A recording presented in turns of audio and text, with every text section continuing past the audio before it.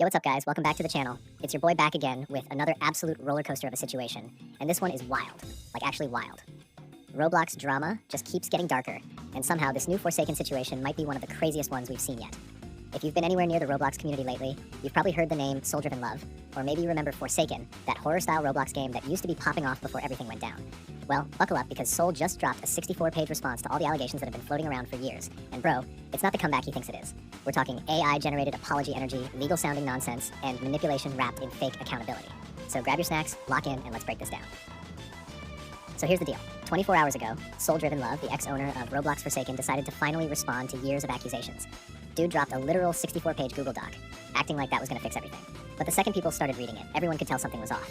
Like, bro, this thing read like it was written by ChatGPT on damage control mode. Every sentence was too clean, too polished, too robotic. It's giving, lawyer wrote this while sipping iced coffee and telling him not to admit anything. And honestly, the whole tone just downplayed everything that actually happened. Like Soul really said, I was 13, guys, cut me some slack, as if that excuses everything. Let's rewind for a sec so we're all on the same page. Soul Driven Love, or Robo as some people used to call him, was the original creator of Forsaken, a super popular Roblox horror game. Dude built his whole image as a developer genius, a community savior type beat. But turns out, behind all that, he was running a scam of lies, manipulation, and just straight up disturbing behavior. He was accused of using Forsaken funds to support this dude named Fungus, who literally committed a racially motivated attack. Not only that, Soul got exposed for manipulating minors, blackmailing them with private images, and distributing images of a minor. Like, this isn't some playground drama, we're talking full-on crimes. When all of this came out, the Roblox community lost its mind. Soul tried to do some PR damage control, faking an ownership transfer. He claimed he was stepping down, handing the game to new owners, Hitoko and Basil, but leaked DMs later proved the whole thing was staged. His own girlfriend, Ava, literally admitted that he was still controlling everything behind the scenes. So bro didn't just step down, he just went stealth mode and kept making money off it. And when I say money, I mean money. Leaks showed that he still owned 40% of the revenue and was making close to $300,000 a month. Like, this man was profiting off a scandal and pretending he was gone. Roblox Dev Tycoon Simulator in real life. So now that we've got that context, let's talk about this 64-page response. The document starts off all professional and polished, like, I take full accountability for my actions and I was in a dark place. But if you actually read between the lines, it's all smoke and mirrors. It sounds emotional, but it says literally nothing. Like, bro just used 64 pages to say, my bad, but also it's not my fault.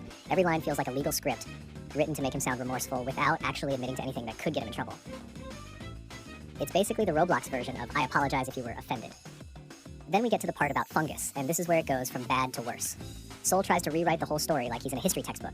He claims that Fungus wasn't actually a racist, just a mentally ill kid influenced by others. He says he even talked to Fungus's mom, and that the dude was facing jail time, and Soul felt morally right to send money to his family, using Forsaken funds. Like, bro, what are you even saying? You can't just bankroll someone who committed a hate-based attack and act like it's charity. That's not empathy. That's enabling. And get this, Soul even put Fungus's character into Forsaken. Like, bro, he immortalized this guy in a Roblox game for kids. The wildest part, he actually admits to giving financial support, but then defends it by saying it's for recovery and proper treatment. Nah, bro, that's not how this works. There are literal DMs of Fungus saying we need to mass-produce ovens to more Jews. Like, what? That's not a mental health issue, that's hate speech. You can't rehabilitate someone like that with Robux. And for Soul to twist that entire situation into, I was trying to help, is insane. Then he goes into the part about Stoppy Blue, another name in this twisted Forsaken web. Soul claims he kicked Stoppy off the team the moment he learned about his background.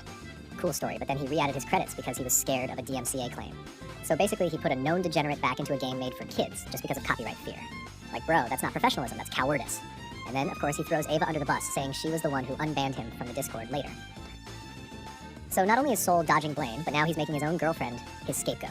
That's crazy behavior. And then there's the part that made everyone's jaw drop, the leaked material and catfishing section. This is where Soul's document tries the hardest to reframe literal crimes as mistakes.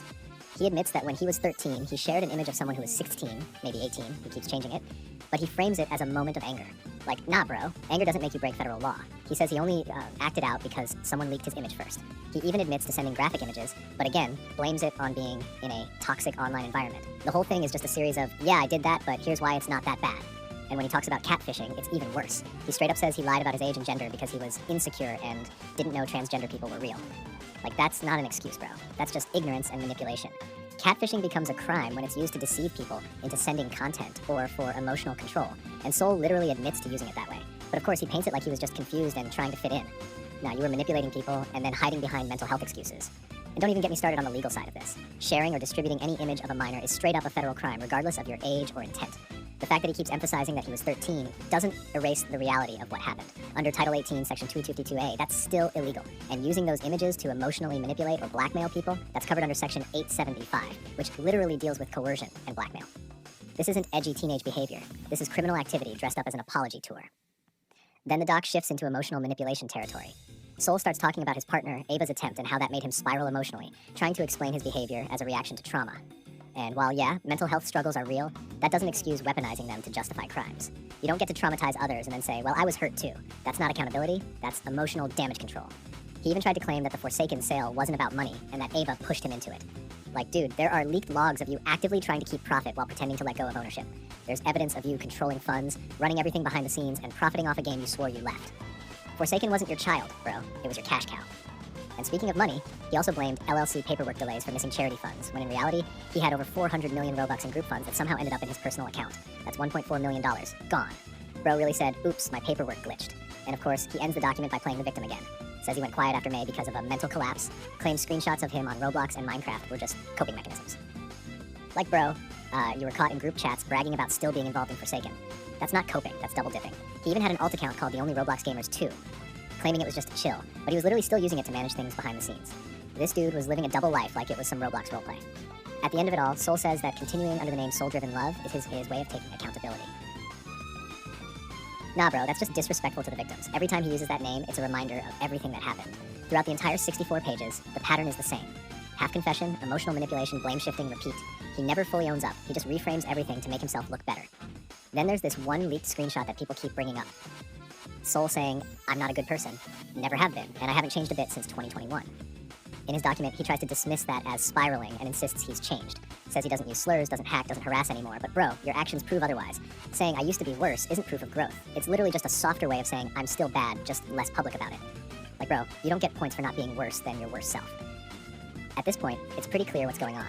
Soul's not trying to redeem himself, he's trying to rebrand. This whole thing was a PR move disguised as an apology. The document sounds remorseful, but it's hollow. Every emotional sentence is followed by a deflection. Every I take accountability is backed by a but I was young. It's all just smoke. He's not fixing the past, he's rewriting it. And you know what's crazy? People still defend him. Like, bro, how are you defending a guy who admitted all of this but then tried to make it sound noble? The Roblox community is tired of fake apologies and manipulative statements that are more about protecting reputations than about actual accountability. If you're gonna say sorry, say sorry. Don't write a 64-page AI essay explaining why it wasn't that bad. So yeah, that's the full rundown on the Soul-Driven Love Forsaken situation. Another case of a Roblox dev thinking they can outsmart the internet and rebrand as the victim. But at the end of the day, facts don't lie. The receipts are public. The manipulation, the crimes, the money, it's all out there. Soul didn't have a redemption arc. He had a reputation to rewrite, and it's wild watching him try to gaslight an entire community into believing it. Anyway, guys, that's gonna wrap it up for today's video. If you made it this far, you're a real one. Let me know what you think in the comments. Do you believe Soul actually changed, or is this just another Roblox dev trying to clean up their image? Personally, I think it's all cap, but I want to hear what y'all think. Make sure to hit that like button, subscribe if you're new, and turn on post notifications so you don't miss the next video, especially since this Forsaken drama is far from over. I'll catch y'all in the next one. Peace out, stay safe, and don't let these Roblox devs gaslight you, bro.